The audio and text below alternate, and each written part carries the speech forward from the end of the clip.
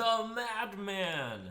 Welcome to another Trump Teachings. This one is on Midrange Murloc Paladin. I actually played this deck to 15-1 while practicing for DreamHack Austin. I have a lot of confidence in this deck. When going to DreamHack Austin, I actually ended up banning Paladin most of the time just because I thought this was the best deck. For the most part, it's just even-ish against most decks. It has a particularly strong matchup against Taunt Warrior, though it does have one crippling weakness, and that is that this deck is garbage if a lot of people are running Hungry Crab. For the reason of Hungry Crab alone, a lot of people have chosen to perhaps go with the more control Paladin style.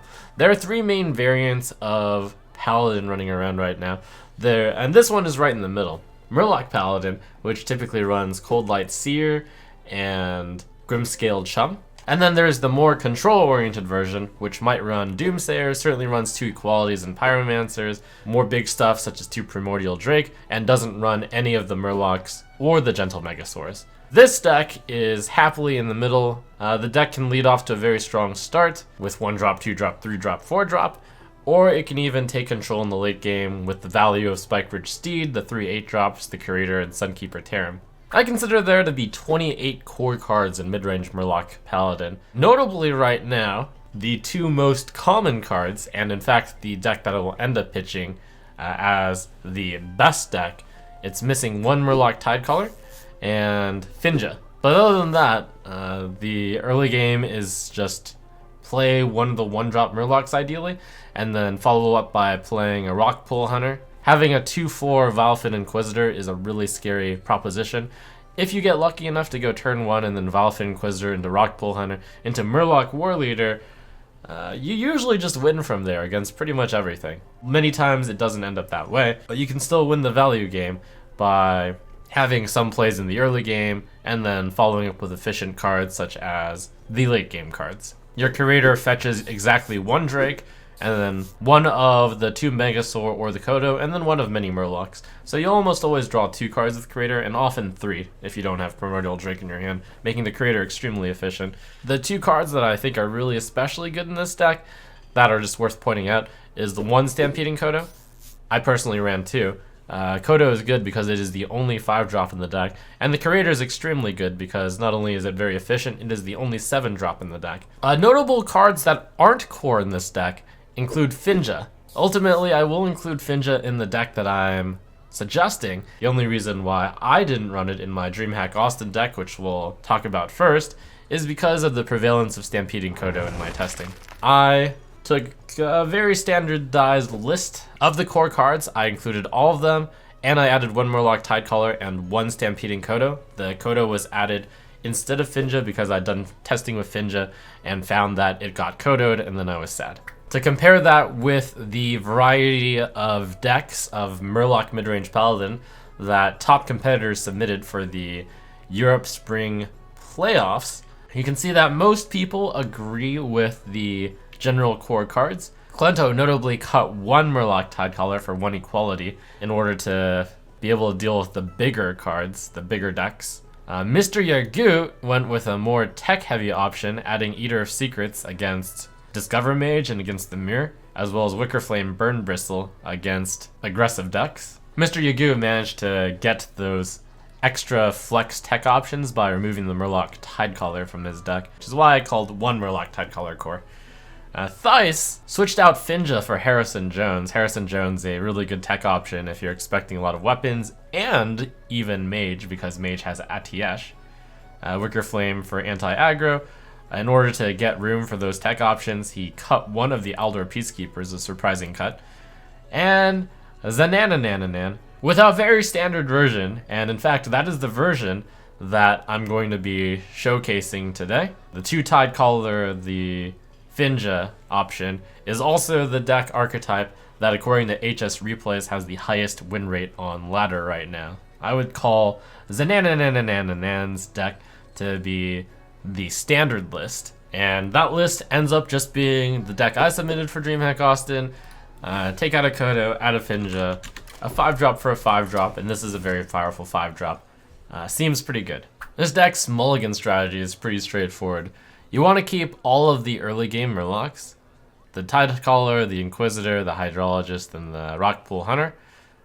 If you have a 1-drop or a 2-drop, you will seriously want to consider keeping Murloc Warleader, such a strong play to make even if you just play it on turn 3 and you have only 1 Murloc on the board. Don't be afraid to do that. Keep Aldor Peacekeeper against more aggressive decks. Keep Stonehill Defenders against more controlling decks, and against decks that you are very certain are late game decks. You'll even want to keep Finja just because the card is so good. Don't keep this one against aggro though. Alright, keeping the low cost Murlocs.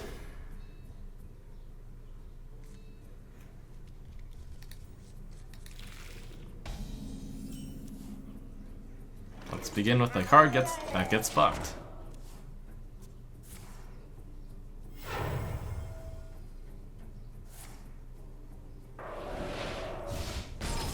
It's already a very good result for us, since the opponent had to use a coin and a Frostbolt to deal with a 1-drop. Or it felt pressured enough to do that.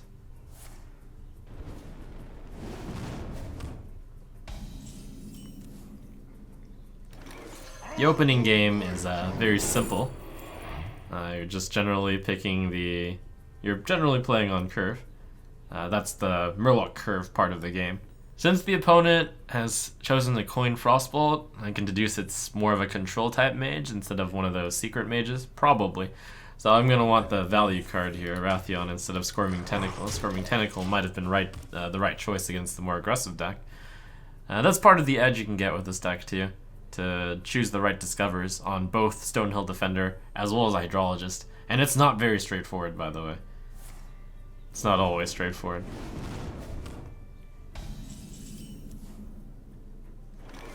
There's a lot to think about in terms of how much value you can get with each play.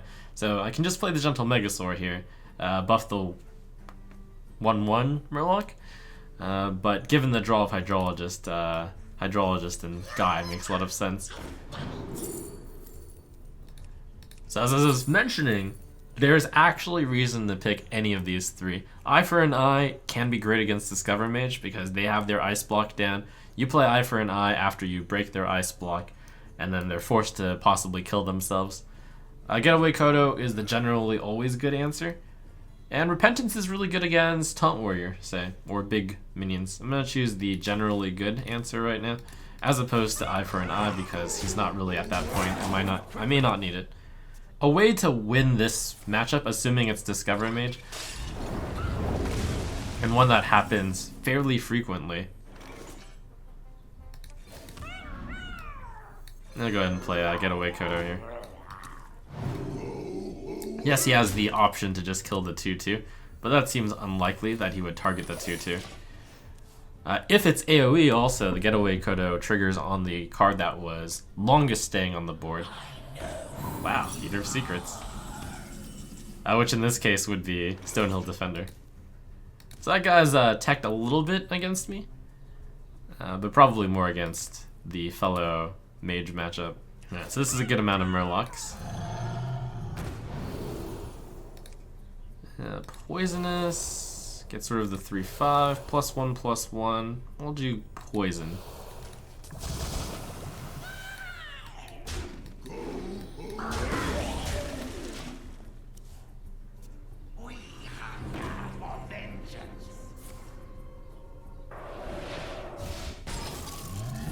On a slight note, one of the worst cards to draw in this deck is Primordial Drake, since the Curator draws, will end up drawing 2 instead of 3. This deck is often a struggle or a big decision point of whether or not to hit the button.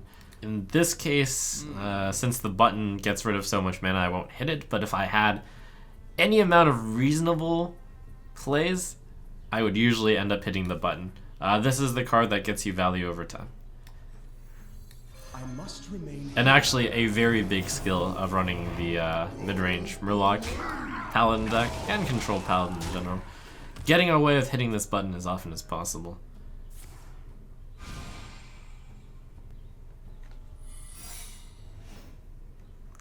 Excuse me, you are on fire. Alright, so notably, he actually played the card gotten from Primordial Glyph as the secret. 2, 3, 5, 7 mana. So it may not be an obvious secret. It is important against Discover Mage to kind of keep note of their Primordial Glyph card position, because sometimes they'll play a secret and you won't expect it. Or rather, I mean, it's pretty easy to know when they do that since the secret only costs 1 mana, but I guess for Babbling Book in particular. So I will go ahead and just throw the Murloc Warleader in there, due to the possibility that it's a stranger secret. No, actually I'm going to go Elder Peacekeeper, because there's not that many targets where this is important for. It's important to realize that for Elder Peacekeeper as well. So I use this as the card to bait out the secret. I am free.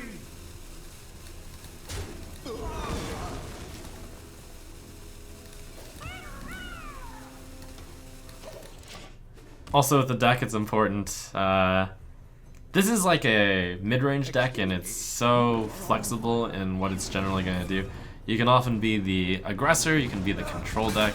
In this case, playing around all the AoE that can happen seems like a good idea.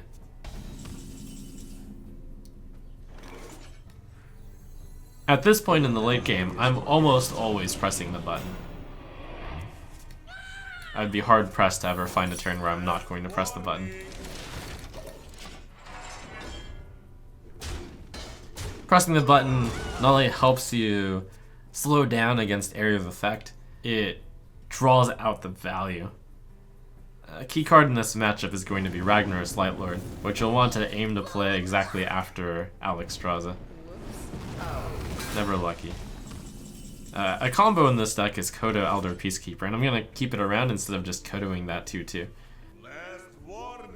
So because the opponent has already played a Volcanic Potion, my goal here is going to be to set up the biggest board that I can play Murloc Warleader in. Press the button, Inquisitor refreshes the button, get another Murloc.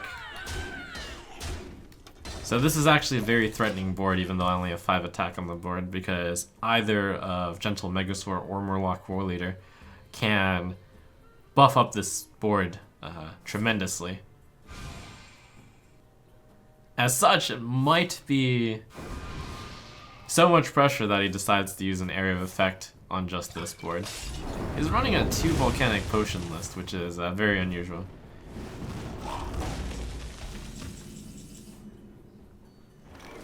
Since that deck doesn't really have a lot of minions, I'm just going to go ahead and play the Primordial Drake in order to spend the mana well. Worth noting is that if I were at 22, I would still play Primordial Drake over Ragnaros Lightlord, because it's important to counter Alexstrasza with Ragnaros. It is possible to die here to... No, it's not possible to die, because the opponent has played 2 Frostbolts. So this is the card that we want to pull the combo on.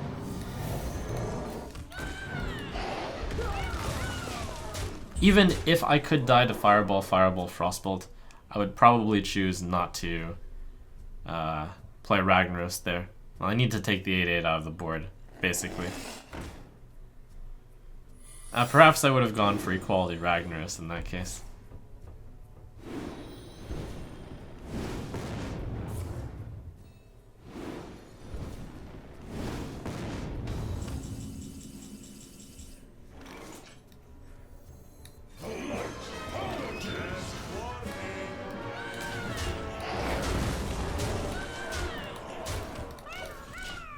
So let's hope this Ragnaros gets to carry me.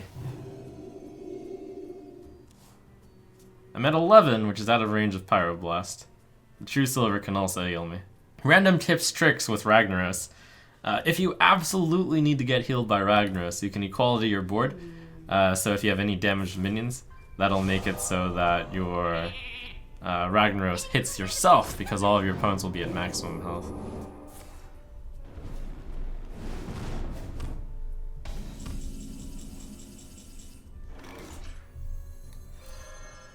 For justice.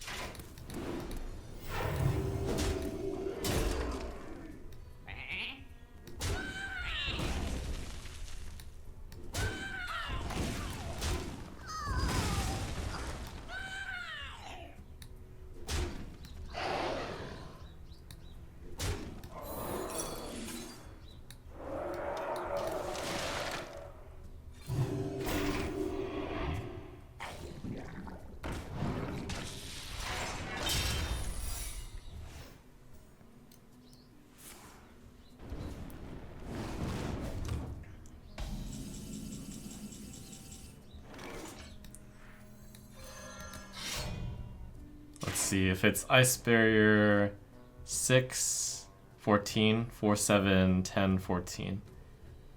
For justice.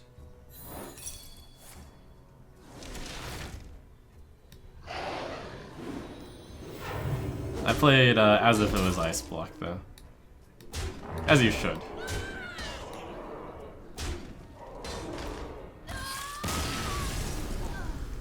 So key things to remember in this matchup, Ragnar's after Alexstrasza, unless they look like they're burning you below 15. And it's often a value game. Opponent was playing some very techy cards, which ended up doing well against me too. Alright, up against the Burninator and a Hunter. I've got a good hand with the 1-drop, the 2-drop. And is the 3-drop good enough against Hunter? Sure, they run a bunch of 3-2s. Only keeping it because I also have the 1 and 2 already. Well, no, not necessarily. I think I would keep that against Hunter. Because they have 2 mana 3-2s. This is the dream opening. Starting off with the 1-3 for 1 Murloc into the Rock Pool Hunter. And good form to clear the beasts because, man, because of the Beaver? That's such a bad description. Because of 2 mana 2/2 beast, which gets +2/+1 when beasts die.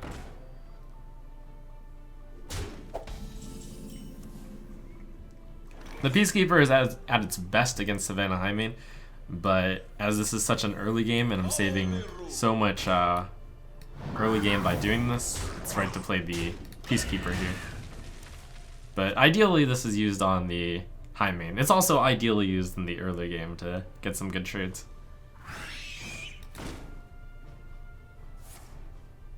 I'm being told that the Beaver is a scavenging hyena. There you are, lessened. Trump teaching. Alright, so I want to play both of these cards first before the Fiery Bat randomly shoots, so to minimize the chance it hits the Peacekeeper. I'm trying to save as many guys on the board as possible. Sunkeeper Tarim looks very good here.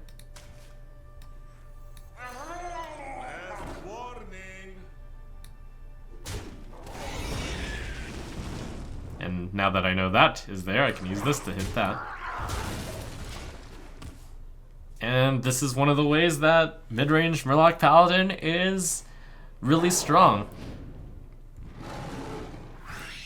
In the sense that, yes, it's a mid-range deck, yes, it often has plans to go late, but in the early game, if you start with Valfin Inquisitor and a Rock Pool Hunter, your game is made much easier. Even the Unleash the Hounds there, yes, I have a lot of guys, but it didn't really matter much since he basically just did 4 damage plus 1 to one other thing. Let's see, do I push the button first? Or do I hit it first? I hit it first. And then I hit this first. Darn.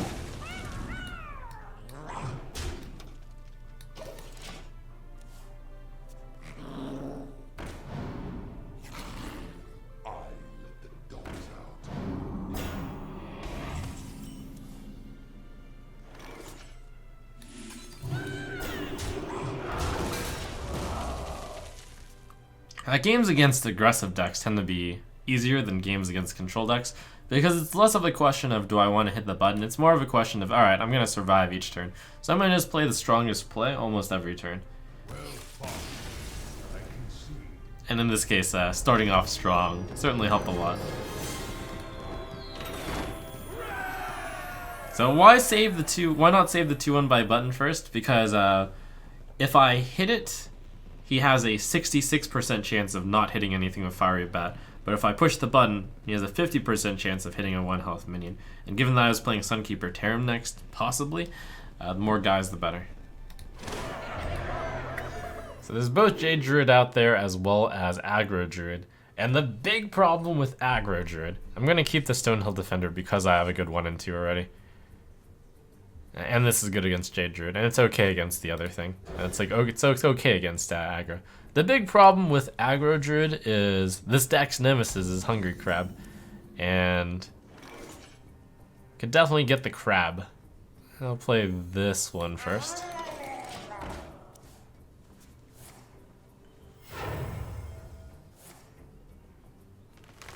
Against Jade Druid though, which Coin Wild Growth shows, you just beat him up. And this deck actually works very well against Jade Druid because it has that opening where it can just beat him up. Since no deck can outvalue Jade Druid, this matchup ends up being one of the few where you are the aggressor. Well, I guess I shouldn't say of the few. It happens a decent amount of time. Thinking about Defender versus Inquisitor hero power here. The Defender makes it so I don't lose the 1/1 on this turn, so I'll go Defender. Might get a 4-drop taunt. Stick it on. And choose Graham Street. Against Jade Druid, you mostly point everything towards the face. Very smart.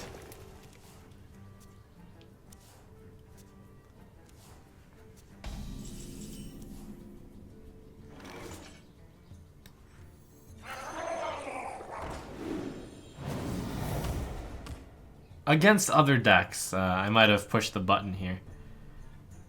But against this deck, I'm going to play Rockpool Hunter. Because we really are trying to kill him fairly quickly. This gets an additional 2 damage in. No, 1 damage in. But it'll get an additional 2 damage in next turn on top of that. No, it'll get an additional 1 damage. Possibly 2 damage if Swipe is played. You'll note that I buffed this card instead of this card because playing around Swipe, it's good to spread out damage.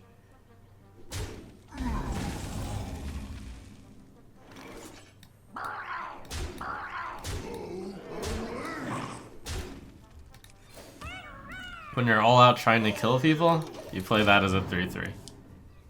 Since I have Equality in my hand, it's fine to play that card out since I can get through everything. I also have Sunkeeper Term, so having either of those would justify playing that as just a 3-mana 3/3.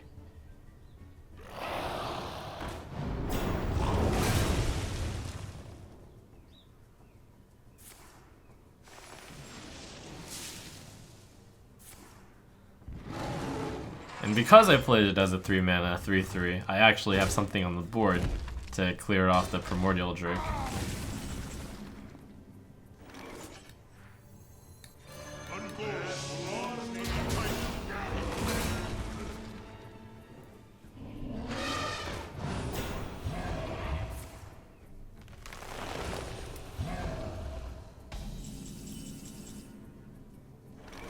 I think we want to play multiple guys here. Or do we want to just play the big Sunkeeper? I'm feeling this. You pay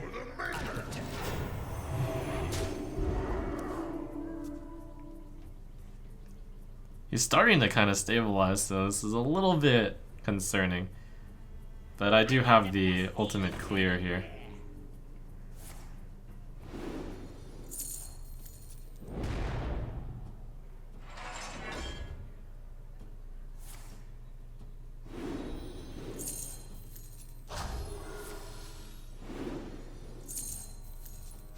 Wow, it's got the Fighting Spirit. This actually is going to go a bit long.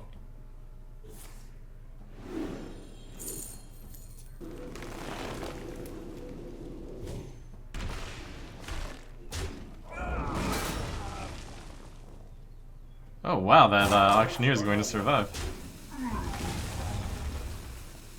Once I draw... not that. Holy cow, is he going to win? out of my jungle. For the maker. Well, this is unlikely. I think he cycled into some really good stuff. Behold the rage of the Firelands. Even with all this though, I might still not lose because I do have Equality Drake and I do have Sunkeeper Term.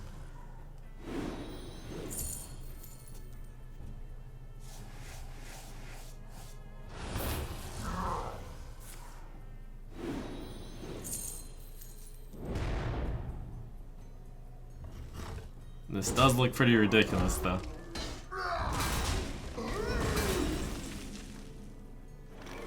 That's certainly true. I don't want to play the War Leader because that throws away a card. As I'm almost certainly going to Equality Drake this next turn. So missing the kill on the druid is... Why would he... Oh, right, of course. I was like, why did he shuffle? Ah, yes, Vandal.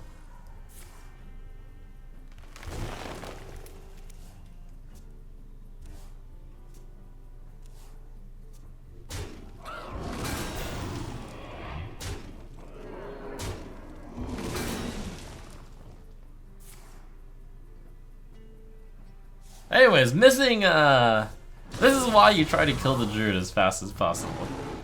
In case you were wondering.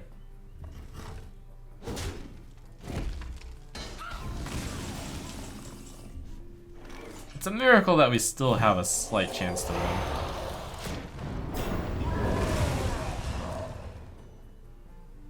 Depends on how bad this turn is gonna be.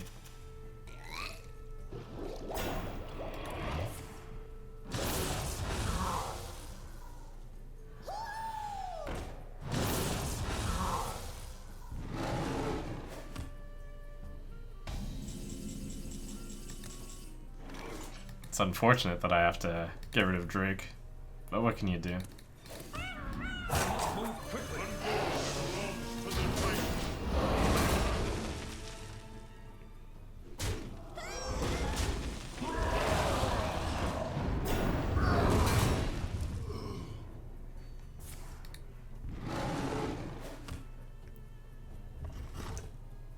Well, it seems like he's out of Jade Idols in his hand at least.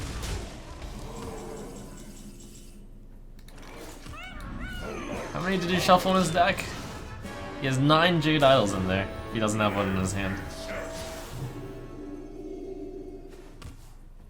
You do have Elder Peacekeeper for one of the Jade Idols, and we have Tyrian Ford Ring for a bunch of the other ones.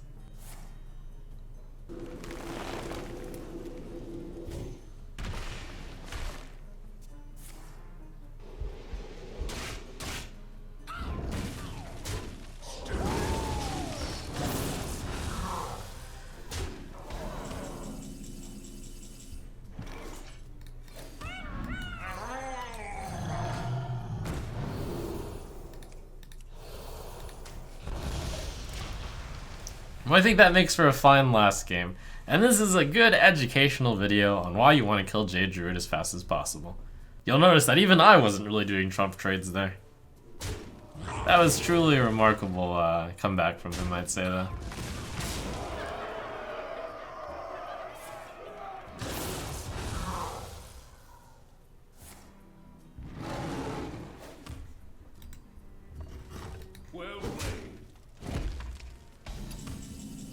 And it's too bad I didn't have, say, a true silver champion so I could quickly kill the auctioneer. Victory is